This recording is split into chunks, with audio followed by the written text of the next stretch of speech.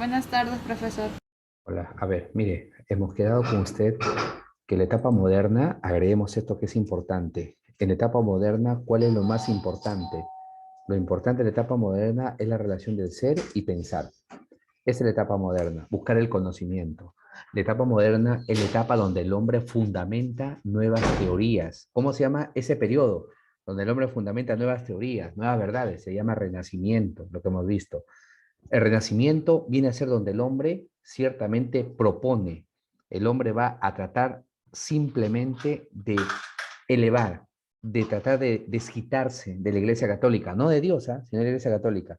En la etapa moderna, el hombre dice, Dios existe, pero no me va a trascender. O sea, Dios está ahí, pero no me va a predestinar. El hombre quiere libertad. Pregunta, ¿ah? Uno de los temas fundamentales, ¿cuál es? El tema de la libertad del hombre en el Renacimiento. El tema de la naturaleza en el Renacimiento, porque el hombre quiere investigar ciertamente la naturaleza. Por eso Nicolás de Cusa decía, docta ignorancia, el hombre ante Dios no es nada, no nos pueden imponer verdades como la Iglesia Católica. Bruno fue quemado vivo, porque decían hay otras especies y otros planetas. Bacon habló de los ídolos, del novum organum, ese renacimiento filosófico. Si te preguntan quiénes son los filósofos más importantes del Renacimiento, Francis Bacon, Giordano Bruno y Nicolás de Cusa. Sin embargo, sabemos de que Europa se estaba fragmentando, es decir, Roma había caído y por lo tanto cada uno tenía que ver su propio reino, su propia monarquía. Es ahí cuando aparece Maquiavelo con los Médicis. Maquiavelo decía, si tú quieres ser un rey, tienes que ser hábil. Uno, amigo de tus enemigos, jamás enemigo de tus enemigos. Tú tienes que mostrarte astuto, un zorro, y temido, un león. ¿Por qué? Porque aquellos que te traicionan, aquellos que te maletean, tú debes tenerlos cerca para saberlos quiénes son realmente. Eso es Maquiavelo en política. Más vale ser amigo de mi enemigo que amigo de mi mejor amigo, porque mi mejor amigo sé que no me va a traicionar, pero mis enemigos los quiero más cerca que mi amigo. ¿Para qué? Para luego destruirlos. Entonces ahí está la palabra maquiavélico. El fin justifica los medios. Maquiavelo decía que un rey debe separar la ética y la política. En política todo se vale. Es más, usted ya, profesor, ¿es ético que en política una persona regale tuppers, regale dinero, regale comida a favor de votos? Maquiavelo dice, sí, eso es valedero en política, profesor, pero lo está dominando, ¿no? Les está haciendo una falsa creencia. Eso es cierto, pero eso vale en política. ¿Cuánta gente ya se pasó de un partido a otro? ¿Has visto usted en el Congreso? Mira la política. Hay gente que ha renunciado a su partido, ¿sí o no? Ya han renunciado. O sea, varios de Perú Libre están por retirarse. De Avanza País también se ha retirado. O sea, esa es política. Tú no sabes realmente con quién estás en política. Y Maquiavelo lo decía claramente en la obra El Príncipe. El Estado debe ejercer la violencia, pero una violencia callada, rápida y eficaz. Un rey debe tener, según el príncipe, como un sistema de inteligencia, es decir, oídos por todos lados, porque si a mí, creo yo, me están maleteando en un aula, por ejemplo, usted, envío a mi mejor amigo para que escuche, para yo saber quién es el que habla mal de mí y quién es aquel que para deseando mi mal. ¿Para qué? Para eliminarlo. Eso es Maquiavelo. Para Maquiavelo, en el renacimiento político se forma el llamado Estado-Nación. ¿Por qué Estado-Nación? Porque hay reinados fuertes de las cuales poco a poco van a controlar a la población, van a guerrear con otros países. Por ejemplo, la guerra de los 100 años, en este caso, ¿no? Y que la gente se lo controla en base a las necesidades, en base al interés material. Para que voten por ti, regala lo que sea, decía la gente. Algo así, metafóricamente hablando, ¿no? Dales borrachera, dales comida, dales de todo, que ellos te van a seguir. De hecho, eso es en política. Menos mal que en el Perú se prohibió eso, ¿sí o no? Que alguien no puede estar yéndose a comedores populares ofreciendo comida, ofreciendo víveres, no se puede. Si no, te denuncian, ¿sí o no? Menos mal que acá en el país se evitó eso, porque eso es manipulación social, pues. Ese es Maquiavelo. Por lo tanto, Maquiavelo va a establecer un cambio total en Europa en esa época, ¿no? Debido a que separa la ética de la política, ciertamente. Maquiavelo obra El Príncipe. Sin embargo, había un filósofo político soñador. Su obra se llamó La Utopía de Moro. Sostenía que todos debemos trabajar, que la tierra es de todos. Por lo tanto, el progreso le pertenece a todos.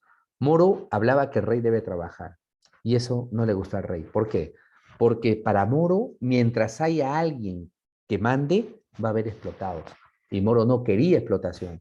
Decía, esta propiedad privada es la causa de los males sociales.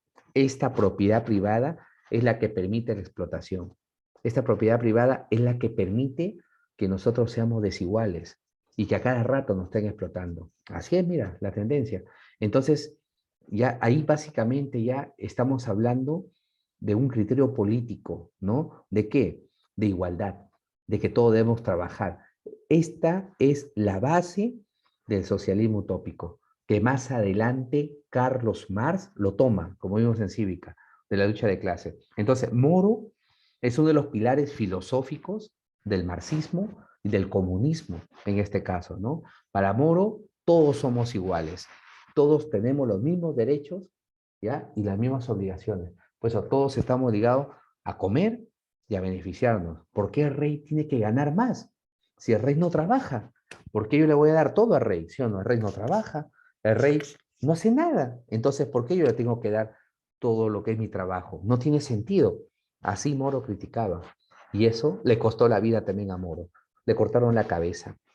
Fue sentenciado a morir decapitado, porque en esa época los reyes a Moro lo veían como un terrorista, como alguien que estaba dinamitando el sistema, pues, ¿no? Y por lo tanto tenía que morir. Eso es Moro, obra la utopía. Usted siempre ha escuchado hablar actualmente de socialismo, ¿no? De que todos somos iguales, que la propiedad es de todos, pero no cuadra esto actualmente.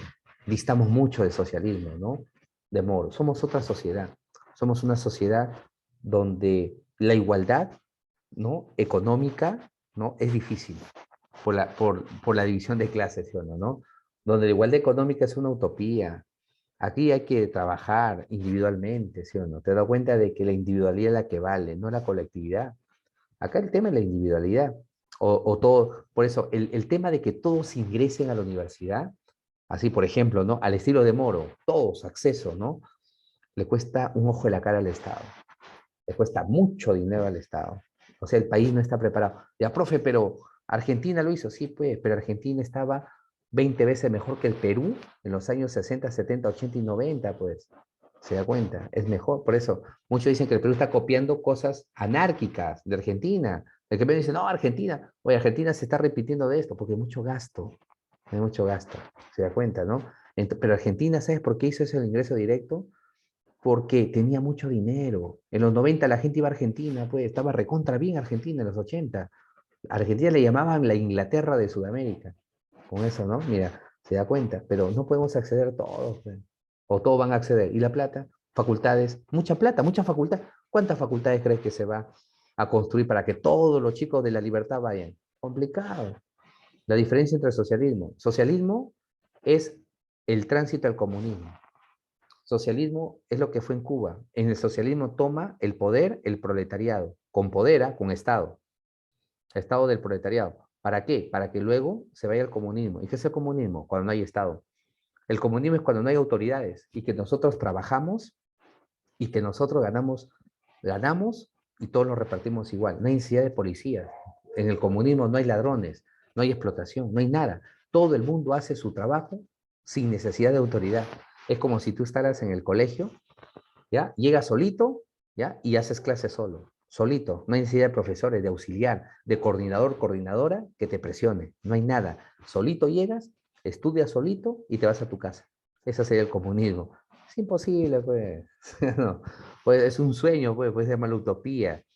¿Tú crees que acá en Trujillo todo el mundo se levanta, todo el mundo al trabajo, ¿no? El dinero no existe, cosechamos para todos, ¿no? Es difícil. Yo lo veo bien complicado, ¿no? Por eso, ni China ha sido comunista, solamente han llegado al socialismo. Esa pregunta, date cuenta, no hay país comunista, solamente hay socialistas. ¿Por qué? Porque han llegado solamente a la dictadura del proletariado, no han llegado a conseguir eliminar las clases sociales. No han llegado a conseguir que el Estado no exista. Es imposible, de verdad, para muchos. Claro, pues, ¿no? Y eso es fundamental, Moro. Sin embargo, mira, Moro, renacimiento político. Cuando hablamos de Campanella, también, renacimiento político. Campanella más se centra en un gobierno teocrático, o sea, él estaba convencido de que los curas todavía tenían una oportunidad, ¿no? Había que darle una oportunidad a la iglesia, que gobierne, ¿no? El cura, el sacerdote, eso se llama teocrático, ¿no? ¿Por qué? Porque ellos tienen buenas intenciones. Hay que separar a los malos de los buenos, ¿no? Y Campanella decía en su obra Ciudad del Sol que la iglesia es buena, sino que han habido curas, papas de mala fe, y eso ha malogrado. Entonces, se necesita dar una oportunidad, en este caso, otra vez, a la iglesia, ¿se da cuenta? Es decir, un sistema de carácter teocrático con la autoridad papal en la cima. O sea, mira, nuevamente, pero lógicamente nadie le hizo caso a Campanella, ¿se da cuenta? Nadie. Más, la que impactó más fue la de Moro, con la utopía. Campanella con la Ciudad del Sol fue criticado, la gente ya no quería más iglesia, la gente ya no quería, ¿te acuerdas de Erasmo de Rotterdam? La separación de la iglesia del Estado, no quería más presencia de los teólogos en la política, mira, ciertamente, ¿no? Y más aún cuando aparece el renacimiento científico. La iglesia había dicho de que el centro era la tierra, ¿te acuerdas? En la etapa medieval, Aristóteles fue autoridad y Aristóteles fue interpretado por Ptolomeo, y Ptolomeo hablaba del geocentrismo. Copérnico, con operaciones matemáticas complejas, dijo, error, no es la Tierra, es el Sol. Totalmente, ¿no? Copérnico habla de la teoría heliocéntrica. Fue perseguido por la Santa Inquisición, ¿no? En este caso. Fue perseguido por sus ideas científicas del heliocentrismo, el cual fue apoyado por Galileo Galilei, en este caso. Entonces las cosas iban cambiando, ¿no? En esta época del Renacimiento, las cosas y las verdades poco a poco afloraban y el hombre se dio cuenta que la iglesia había mentido en muchas cosas, como en el Finisterre, el fin del mundo. Colón llegó a la América, en este caso, ¿no? 12 de octubre. Y la iglesia había dicho que la tierra era plana y que habían sirenas que devoraban hombres, que tú no podías ir más allá. ¿Por qué? Porque más allá había gente tan mala que te podía hacer daño, ¿no? Entonces eso fue mentira. La iglesia poco a poco fue perdiendo poder, ¿no? Lentamente, frente a los grandes descubrimientos científicos. Pero Copérnico falló en algo. Decía que las órbitas, que los planetas giran alrededor del Sol, son circulares. ¿Y quién dijo son elípticas? Johannes Kepler. Kepler habla que el movimiento de los planetas alrededor del Sol son elípticas en este caso. ¿Y qué aporta? Las leyes de Kepler en este caso, ¿no? Entonces, date cuenta que es una Europa que se abre paso al nuevo conocimiento. Es una Europa que constantemente quiere, ¿no? Superar al periodo oscuro. ¿Cuál es lo más contradictorio? Mira, lo más contradictorio, estamos hablando del siglo XV, ¿eh? Una Europa nueva, ¿sí o no? Nuevas ideas. Pizarro llega en 1532 al Perú, siglo XVI. La pregunta es, ¿tú crees que Pizarro acá al Perú trajo ideas de Copérnico, ideas de Martín Lutero, ideas, por ejemplo, de la doctrinorancia de Nicolás de Cusa? No. Cuando España llega aquí al Perú, trae lo que había pasado de moda en Europa. ¿Qué trajo? La escolástica. O sea, trajo lo que sobraba en Europa, lo trajo al Perú. Por eso hay un librito que dice, ¿no? ¿En qué momento se jodió el Perú? El momento en que se jodió el Perú, el primer momento fue cuando Pizarro llega acá e impone una ideología trazada en Europa. Mientras los europeos vivían a Johannes Kepler, mientras los europeos vivían a Galileo Galilei, nosotros acá éramos condenados, endemoniados por la Santa Inquisición. Una Santa Inquisición que había perdido fuerza en su momento y que había mandado a la hoguera a muchos científicos. Mira, ese es el momento, ¿te das cuenta? Un Pizarro que solamente trajo atraso cultural. En cambio, en Inglaterra, que vamos a ver, los pioneers, ¿no? Ellos sí fueron más a la ciencia, totalmente diferente, ¿no? Galileo Galilei impacta más en esta época. ¿Por qué? Construye un telescopio, el cual le permitió confirmar el modelo excéntrico de Nicolás Copérnico. Además, descubre planetas, satélites con este telescopio. Se le llama Colón del Cielo, porque descubre nuevos satélites y planetas. Además, defiende la teoría heliocéntrica propiamente dicha, pero Galileo decía que la Tierra no lo mueve Dios, que la Tierra se mueve sobre su propio eje por fuerzas gravitacionales universales, pura física. Es como si funcionara, ¿no? Como un cuadro, como una caja, que todo funciona, ¿no? Es algo así como, no, todo está hecho, ¿no? Y esto se basó en Albert Einstein. Matemáticamente todo está perfecto, todo funciona, ¿no? En base al funcionamiento de todo. ¿Se da cuenta? Entonces decía, no es Dios, es el universo, tiene su ley de mecánica, es como tu estómago que digiere tu comida, ¿no? O sea, ya está hecho. Entonces, ¿no? Para Galilei, el tema es que el universo, la Tierra, no lo mueve Dios, se mueve por sí sola, como parte de un sistema del todo, mira. Eso no le gustó a la iglesia. Lamentablemente Galileo fue acusado por Roma como hereje y lo iban a quemar. Tuvo que pedir disculpas. Sus discípulos le obligaron a Galileo a que pida disculpas. Le convencieron, en otras palabras, porque él estaba ya anciano, y si hubiera sido quemado, jamás hubiera sido reconocido en la historia como un gran científico. Su nombre no hubiera pasado a la historia, pero como un hereje más, como varios que murieron. Entonces sus discípulos le dijeron, maestro, tú eres un genio, la humanidad te tiene que recordar. Y él se arrodilló en un juicio y pidió disculpas a la iglesia y se retractó. Y cuando se levantó dijo, sin embargo, se sigue moviendo, o sea, para la Tierra, por sí sola, mira, esa es la tendencia de Galileo Galilei. Te das cuenta que la ciencia impacta, la ciencia comienza a tener otra connotación. Y es más, cuando estamos hablando de Martín Lutero, el renacimiento religioso. Lutero dice la historia que la Biblia solamente era permitida a que lo lea los obispos católicos y las grandes autoridades de la iglesia, nadie más. ¿Te das cuenta? Lutero dice que leyó la Biblia, lo leyó, lo analizó. Y Lutero, ¿por qué hace su reforma protestante? Porque él dice, no encuentro en la Biblia donde diga de que yo debo dar bienes a la iglesia, donde dice que hay que regalar tierras, casas a la iglesia. No dice. ¿Dónde dice que yo tengo que dar mis riquezas a la iglesia para ir al cielo? Me están engañando. Eso no dice la Biblia. Entonces empieza la reforma protestante. Y ahí está su frase célebre, basta la fe para salvarse. Sobre la salvación solo por la fe. Tú no vas a ir al cielo porque da más plata. Tú vas a ir porque tienes fe. Ahí está, ¿te das cuenta? Entonces dice, me ha engañado el cristianismo. Eso se llama protestantismo, de protesta. 95 tesis pegadas en la puerta, ¿no? En las cuales Martín Lutero deja toda la crítica a la Iglesia Católica sobre Adán y Eva, sobre el demonio, sobre la Santa Inquisición, sobre todo. Deja Martín Lutero, critica todo.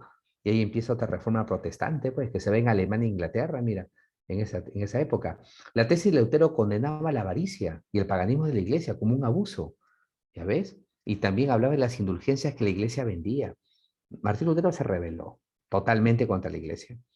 Todo el mundo dijo, la iglesia se va a quebrar. Nada. Se hizo un concilio y donde se lucha contra el protestantismo. Por eso se llama la contrarreforma. Porque Martín Lutero dio lugar a la reforma, pues, ¿no? Y la contrarreforma es cuando se reúnen todos los obispos y lo buscan a Lutero. Entonces eran perseguidos algunos, ¿no? Por las ideas de Lutero. Esa gente, seguidora de Lutero, creía en Dios, ¿ah? Pero hacían ciencia, ¿ya? Y esa gente perseguida de Europa, ¿a dónde llegó? A las colonias norteamericanas. A Estados Unidos llegó gente ética y de ciencia, los piones. Por eso nos ganan Estados Unidos. Se respeta allá y se hace mucha cultura, ¿no? Las reservas que hay. Si tú te vas a Estados Unidos, en Dakota, hay reservas de indígenas. En Norteamérica hay descendientes de indígenas, porque hubieron reservas. Hubieron broncas, sí, pero luego se respetó, mira, aquí en el Perú hay reservas de indígenas, hay descendientes de Inca Tupac Yupanqui, de Pachacute, Inca Yupanqui, no hay, fueron exterminados. En cambio, en Estados Unidos hay reservas, mira, y hay gente india, que sus descendientes son eso, y se dedican a la agricultura, mira, o sea, su cultura está ahí. Eso es lo impresionante, ¿eh? En Estados Unidos. Entonces, Lutero, ellos son los que generalmente, ¿no? Los seguidores de Lutero son expulsados, ¿no? Porque hubo toda una reforma, ¿no? Porque el catolicismo se volvió envidioso, etcétera. Y ahí empieza, pues. ¿no? La contrarreforma, los países se pelean por la religión, España declara la guerra a Inglaterra, Inglaterra a Francia, uy, comienza todo, ¿no? Y mira, hasta por ideologías religiosas, ¿eh? Una mazamorra ahí en esa época, ¿no? Pero Lutero lideró esta reforma, mira, criticando duramente a la Iglesia Católica. Para que des cuenta cuánto fanatismo puede llegar, ¿no? Mira lo que está pasando en Afganistán. ¿Te das cuenta? La religión, cuánto daño a veces puede causar cuando es ortodoxa, gente maltratada, ya están saliendo en internet, ya mujeres que han sido muertas, mira, allá, y los talibanes decían, no, vamos a respetar. Acá dice que ya a las mujeres que lo ven con tatuaje las matan. El tatuaje es pena de muerte, ahorita ya en Afganistán. Hombres y mujeres, si lo ven con tatuaje, pena de muerte. ¿Te imaginas que tú tengas tu tatuaje? Te ubican con tu tatuaje, te matan allá. Ahorita esas son las normas que ciertamente pueda en este caso establecerse, mira, así, ahorita es complicado todo, ¿no? Bien complicado, ¿no? Pobre gente, mira, para que des cuenta cómo las religiones cuyas ideas se enfrentan y producen guerras, en este caso. Ahora, el que sigue es Juan Calvino. Juan Calvino es un seguidor de Martín Lutero y decía que ella hombres destinados al cielo y hombres destinados para el infierno. Así decía Juan Calvino. Entonces, ¿no? Ya, yo creo que esto ya es parte del protestantismo, ¿no? Sí, es lo malo, pues. Ya están quitando celulares también. Ya la gente, los talibanes están quitando celulares. Están quitando todo, todo, ya, toda tecnología. Ellos están en contra de la tecnología, es del diablo, dice.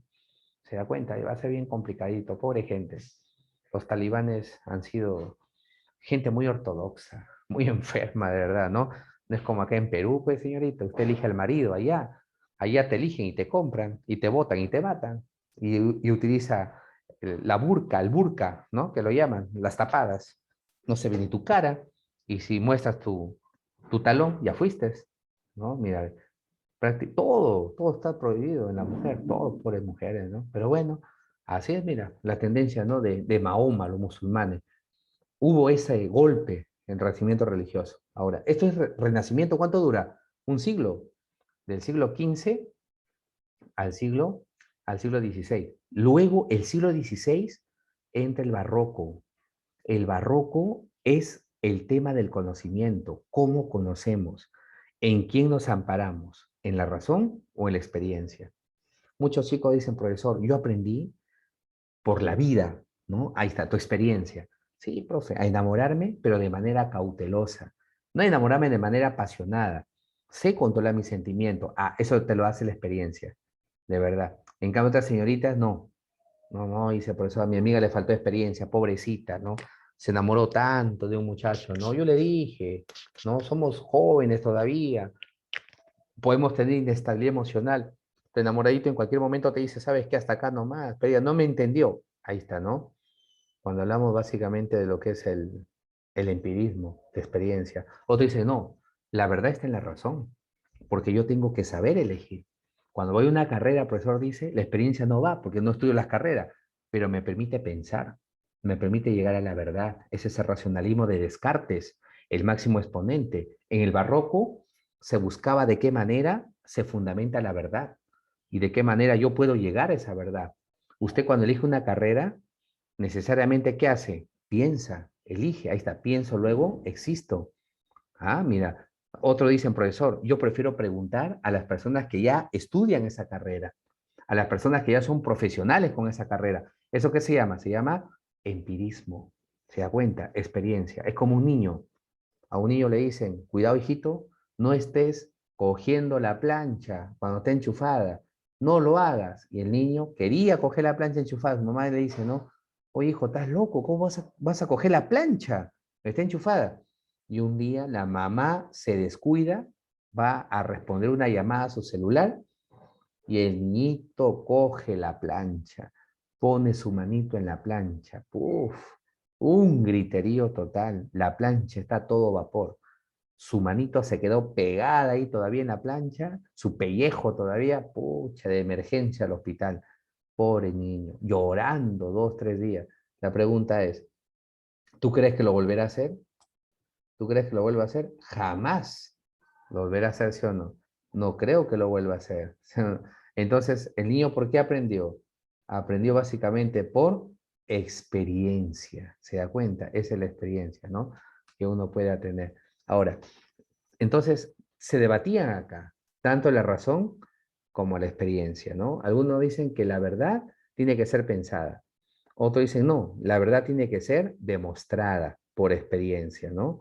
Y esa es la verdad. Cuando uno dice, profesor, yo soy inteligente, qué bueno, pero demuéstralo, pues. Como dice, ¿no? Usted sabe de dónde sabe que usted ciertamente es inteligente, ¿no?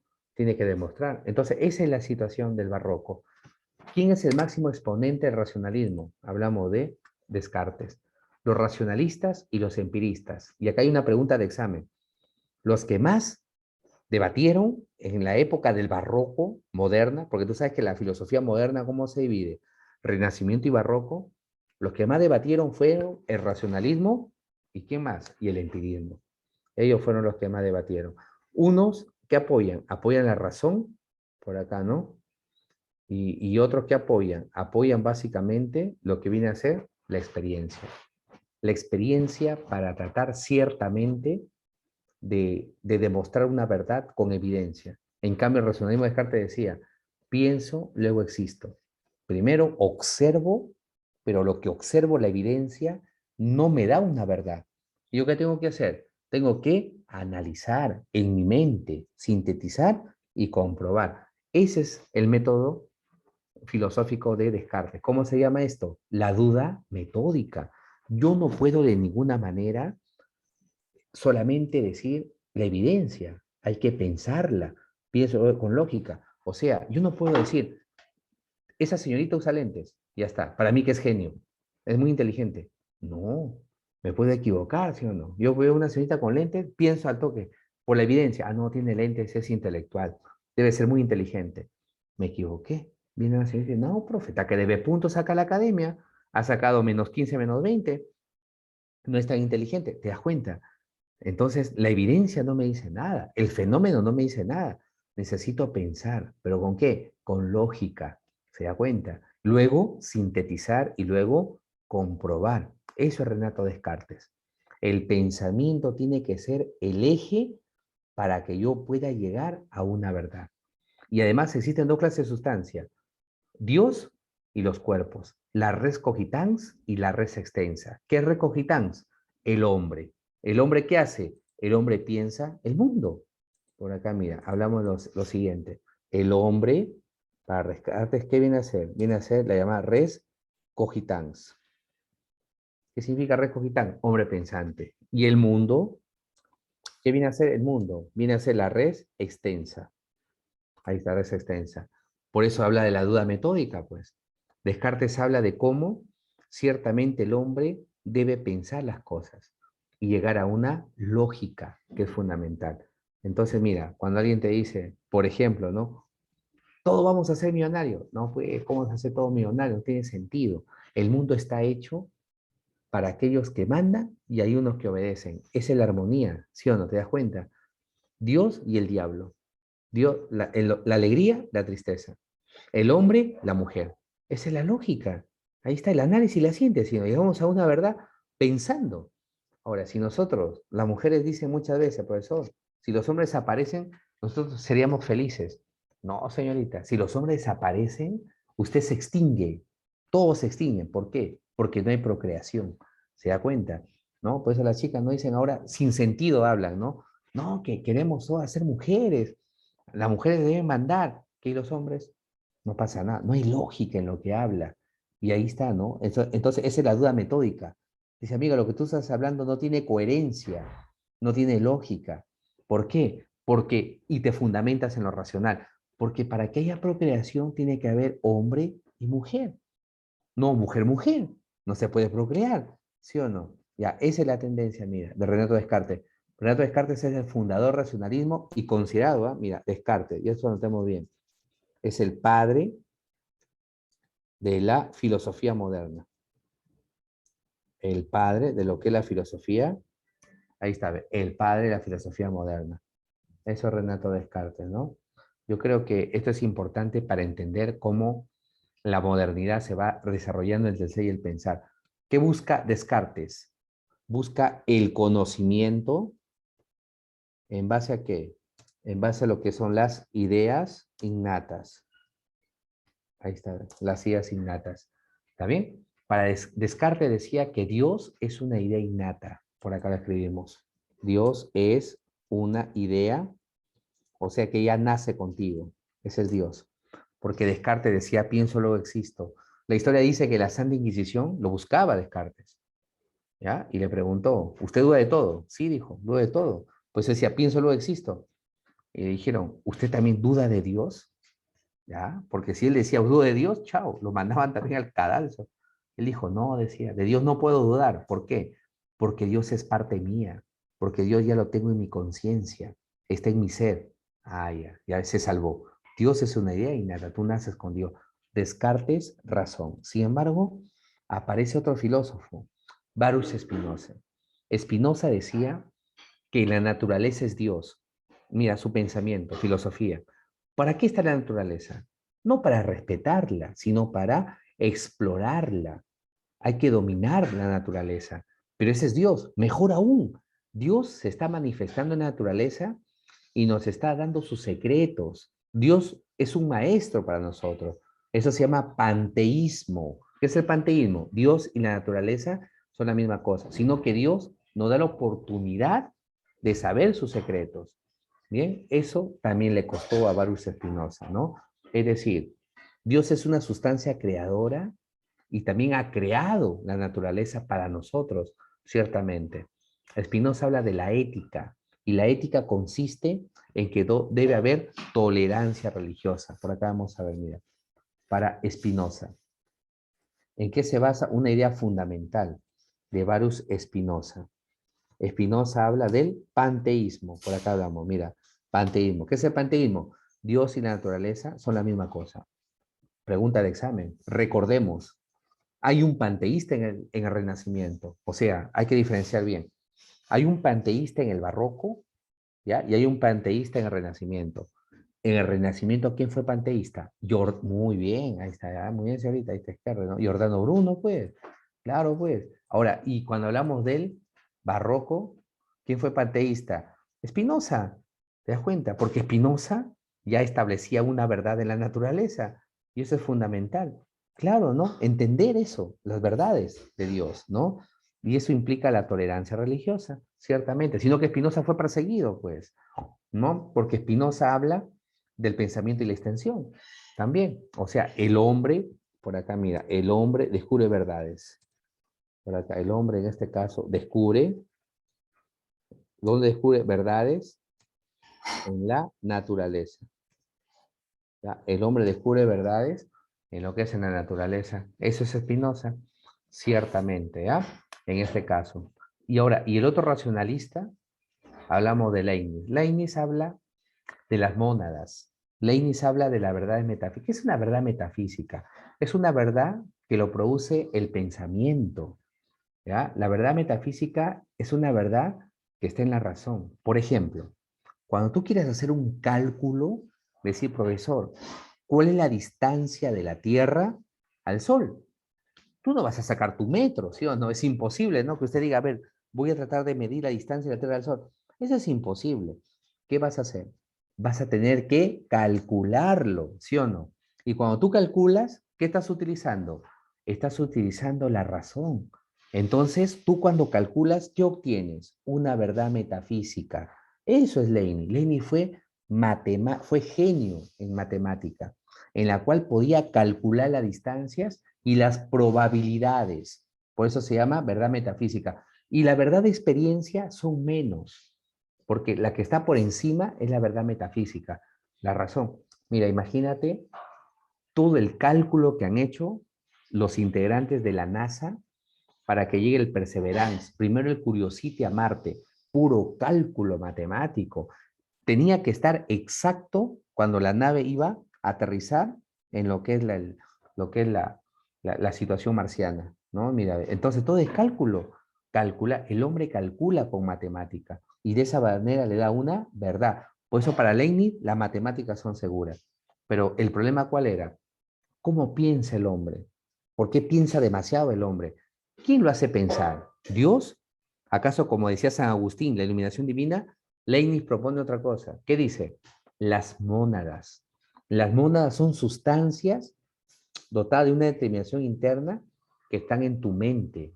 Esa es una mónada, porque en esa época no había estudio del cerebro, porque si a un alumno le preguntan, oiga señor, ¿y usted por qué cree que piensa el hombre? Usted ya, pero profe, porque tiene corteza cerebral, pues, ¿no? Lo que usted habla, ahí está la inteligencia. La corteza cerebral está compuesta de millones de neuronas que se conectan y hace gimnasio, ¿no? Y de esa manera podemos pensar, ya, pues, pero en esa época de Leibniz no había ningún trabajo acerca de la anatomía del cerebro, no había nada. Entonces se pensaban las mónadas. Son como pequeñas piedrecillas, ¿no? Que están en la mente del hombre. Hay mónadas superiores, inferiores, por eso pensamos de manera diferente, ¿no? Por eso hay algunos que son genios en el pensamiento. A eso se le llamó la monadología, se da cuenta, ¿no? En la cual, pero hubo un misterio en esta época. ¿Cuál es el misterio? El misterio en esta época fue la glándula pineal. La glándula pineal para muchos viene a ser la glándula de la sabiduría, ¿no? La intersección del cuerpo y el alma, decía Descartes. Y algunos budistas hablan también de la glándula pineal, donde el cuerpo y el alma entran en contacto y tienen un equilibrio para sentirse bien, donde entras en contacto con el universo, mira, y eso también lo dijo Leibniz. ¿Cómo así? Cuando el muchachito, usted señorita, se va frente al mar y respira y siente paz, porque estás en contacto con la energía de la naturaleza. ¿Para qué? Para energía interna, ¿sí o no? Por eso los budistas son capaces de estar 24, 48 horas en meditación en un bosque o en un árbol, ahí, solos, o en su casa, solo, así, no, inmutable, porque dice que están porque se sienten parte de la energía cósmica, en este caso, eso es muy interesante, lo cual Leibniz las puso mónadas, ¿no? Que nos hace pensar, ciertamente, ¿no? Por eso, matemático, ¿cuál fue? El sistema binario moderno y el cálculo diferencial integral, pura matemática. Leibniz era un matemático de primera y era un genio, era un talento en su época, asumiendo que el conocimiento, ¿cuál es? La razón. Por eso, mira, recordemos, hay tres racionalistas. Uno, hablamos de Leibniz, hablamos de Spinoza y hablamos de Descartes. Ahora, ¿quién le da la contra al racionalismo? El empirismo. Usted ya, profesor, claro, se puede pensar, pero el pensamiento es abstracto, profe. Tenemos que ir a lo concreto, tenemos que ir a la experiencia real, a lo que vemos. Yo creo en lo que veo. Yo no puedo creer en lo que no veo. Claro que se calcula matemáticamente, ¿no? Pero ese es abstracto. Y el hombre no vive lo abstracto, sino el hombre que vive, vive lo concreto. Ahí está el empirismo. Para yo dar un juicio de algo, tengo que verlo. Si no lo veo, ¿cómo voy a dar un juicio de algo? Ahí empieza el materialismo también. Por eso algunos ateos dicen, yo no puedo hablar de Dios. ¿Por qué? Porque no lo veo, pues. No lo conozco. Y si no lo conozco, no tengo experiencia. Y si no tengo experiencia, no puedo hablar ni bien ni mal acerca de Dios. Ah, ahí está, ¿no? La situación, ese es empírico. Dice el profesor, ¿usted me conoce? No, profe, porque no hemos tenido contacto directo, ¿no? No hemos estado en aula, profesor, alumno, alumno, profesor, ¿no? Por lo tanto, va a ser difícil, ¿no? Que yo pueda tener una experiencia o una opinión con certeza, ¿no? Acerca de lo que es su persona. Ah, entonces estás hablando de John Luke. Se da cuenta, John Luke habla de la experiencia. ¿Por qué una persona nos cae bien o mal? Porque lo hemos conocido, hemos tenido experiencia, ¿sí o no, señorita? Cuando dice, este chico me cae mal. ¿Por qué? Porque se ha sentado conmigo, porque lo conozco, porque ha sido mi amigo y me cae mal. Es una persona burda, no tan honesta. Ah, tú estás hablando, pero con base, porque la has conocido. Sí, le he conocido, dice. Es más, ha sido mi enamorado. Ah, ya. Entonces ahí está la experiencia. Se da cuenta, no solamente es la razón, sino la experiencia la que nos nutre de una verdad. John Locke decía, el hombre es una tabula rasa, el hombre es una hoja en blanco, no tenemos ideas innatas. Una pregunta, ¿qué corriente filosófica habla de las ideas innatas? El racionalismo. ¿Quién rechaza el innatismo cognitivo? El empirismo. Particularmente, rechaza el innatismo cognitivo, John Locke. Lo rechaza totalmente, porque dice, el hombre es una tabla rasa. Aprendemos con la experiencia. Y eso es cierto, usted señorita, acuérdese, el examen no tiene por qué tener miedo, ni usted muchacho, ¿no? Poco a poco se hace, la experiencia, poco a poco usted va a comenzar a aprender a razonar mejor, ¿no? Y también a hacer los tiempos del examen de admisión. Eso se llama experiencia. Por eso Luca habla de ello, de la tabula rasa. El hombre nace con la mente en blanco. ¿Y qué se va llenando? La hoja en blanco se va llenando con respecto a quién? A la experiencia. Usted debe tener mucha paciencia. Claro. Uno, dormir adecuadamente. Al examen hay que dormir bien, tranquilo. Y un día o 2 días antes ya finiquitar los estudios hasta donde llegó, porque la ansiedad produce corticosterona, Mateo por experiencia, corticosterona. El que está ansioso se olvida las cosas y pierde, ¿ah? Pierde. El tema es estudiar, por ejemplo, tu examen el día jueves, hasta el miércoles en la mañana, mediodía, se acabó todo, cierra el libro, cierra todo y ya está, irse con lo que es. Pero si el muchacho va a estar hasta las 2 de la mañana, 3 de la mañana, ese día de su examen, no pasa nada, va a perder, de verdad, va a perder. Otra, salir, hacer ejercicio, o sea, eso es, ¿no? La otra es tratar ciertamente de generar cierta alegría, pues, con los amigos, ¿no? ¿Por qué no una llamada por Zoom? No se sabe, ¿no? ¿Te das cuenta? Ahora, algunos aplican descartes y dicen, el examen se va a postergar, es de hecho. Y yo pregunto, ¿por qué? A un profesor aquí digo, ¿por qué? Mira, aplica descartes, ¿ah? No, pues amigo me dice, va a haber tercera ola. La tercera ola va a ser en septiembre, amigo. Va a ser fuerte, dice la tercera. Es más, ya están hablando de tercera ola. No, el examen me dice. Me adelanto a priori. Ahí está, a priori, razón. A priori digo, no va a haber examen, acuérdate. No va a ser en octubre. Digo, ¿en serio? Acuérdate, me dice, va a haber tercera ola. Y eso, la variante Delta va a estar fuerte. Lo van a postergar el examen, igual que el año pasado. Por eso, siempre la expectativa. Pero ese es a priori. La pregunta, ¿es lógica? Si es lógica. También puede ser. Claro, si está muy fuerte se va a postergar. Esa es otra. ¿Te das cuenta, no? No podemos decir con experiencia, sí, por eso se va a postergar, porque no sabemos todavía. Pero aplicamos Descartes, ¿no? Lógica, análisis. Sí, sí, si va a haber tercera ola, el 90%, si hay tercera ola que en Trujillo, el examen se aplaza. El examen se aplaza. Por eso siempre que está la expectativa, con tranquilidad, se da cuenta, ahí está con tranquilidad, ¿no? Pero yo creo que se aplaza el examen, dicen algunos profesores, ¿no? Debido a que ciertamente la tercera ola, pues, en Lima dicen que ya hay muchos casos de la variante Delta, acá todavía falta, falta vacuna, ¿no? Y por lo tanto puede azotar más la libertad, pero bueno, habrá que esperar, pues. Pero es probable, ¿sí o no? Vamos a ver, es probable, ¿no? Es probable, claro, pues, ¿no? Esa es la tendencia, así es. Ustedes solamente esperar y estar tranquilos, no hay de otra, ¿no? Porque ahorita todo todavía es impredecible, pues, ¿no? No se sabe si esto va a azotar peor o no, ¿no? Sí, y atacará más, en Europa está atacando más a los jóvenes, a chicos de tu edad. Los están vacunando en Europa, sí o sí. Mira cómo es, ¿no? Primero eran los viejitos y ahora a los más jóvenes. Exacto, por esas son los que más.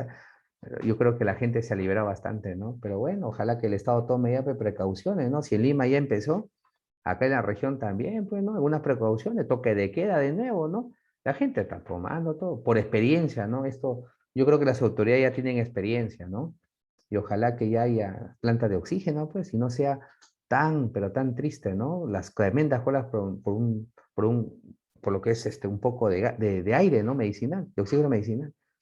Así es, pero bueno, habrá que esperar. Así es, listo. Entonces, mira, la pregunta es, una de las corrientes más importantes que trata de evidenciar la verdad es la razón. Representante máximo, hablamos de Descartes. Con Descartes se llega a la duda metódica, ¿no? A lo que es la verdad. ¿Cuál es la parte opuesta? El empirismo, ¿no? Sino que ahí nos quedamos por el tiempo, ¿no? John Locke ya hablaba de una crítica a Descartes, que la razón no dice todo porque necesitas de hechos, necesitas de evidencia, ¿no? Y ahí está la base del ateísmo, pues. O sea, el empirismo, ¿a qué es igual el empirismo? Es igual al materialismo. Y el racionalismo es igual a las verdades a priori que pueden haber, ¿no? En este caso. Así es. Muy bien.